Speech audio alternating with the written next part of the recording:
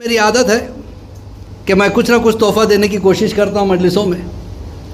اس سے ایک نوجوان نے پوچھا تھا، قبلہ میں نماز حاجت پڑھتا ہوں، کبھی کبھی میری حاجت پوری ہوتی ہے، کبھی نہیں پوری ہوتی ہے۔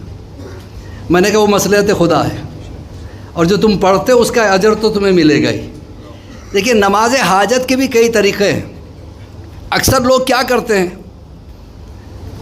2 رکعت نماز حاجت کی نیت سے صبح کی نماز کی طرح پڑھ لیتے ہیں، ٹھیک ہے، یہی طریقہ بھی ہے، لیکن اس کے لیے بھی کچھ پریپریشن کی ضرورت ہے۔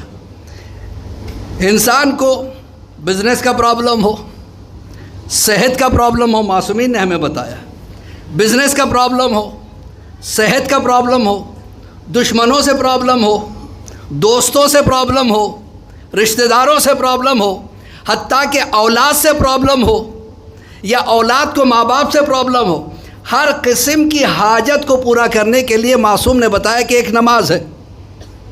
لیکن وہ نماز کو شروع کرنے سے پہلے بدھ کے دن سے تیاری شروع ہو جاتی ہے، یعنی وینسڈے روزہ رکھے، تھرسڈے روزہ رکھے اور فرائیڈے روزہ رکھے۔ یہ 3 دن لگاتار روزہ رکھیں اور روزے کی نیت کریں کہ روزہ رکھتا ہوں نماز حاجت کے لیے اور فلاں حاجت کے لیے، قربتاً اللہ۔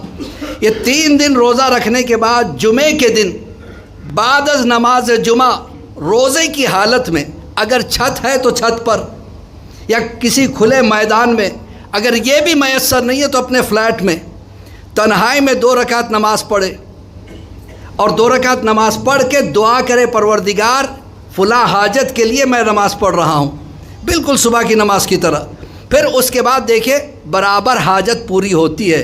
معصوم کہتے ہیں ہم ذمہ دار ہیں، ہر تمہاری جائز حاجت پوری ہو جائے گی۔ ایک صلوات پڑھے اور محمد و آل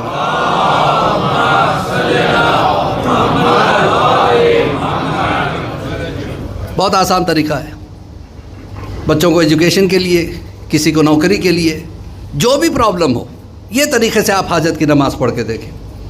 اور اس میں علماء نے یہ بھی ایڈ کیا ہے کہ 1 صلوات کی تسبیح پڑھ کے جناب سیدہ کو ہدیہ کریں، 1 صلوات کی تسبیح پڑھ کے امام زمانہ کو ہدیہ کریں، اور پھر واسطہ دے اللہ کو سیدہ کا اور امام زمانہ کا، اور پھر انہیں واسطہ دے اللہ کا، پھر اپنی حاجت کو بیان کریں۔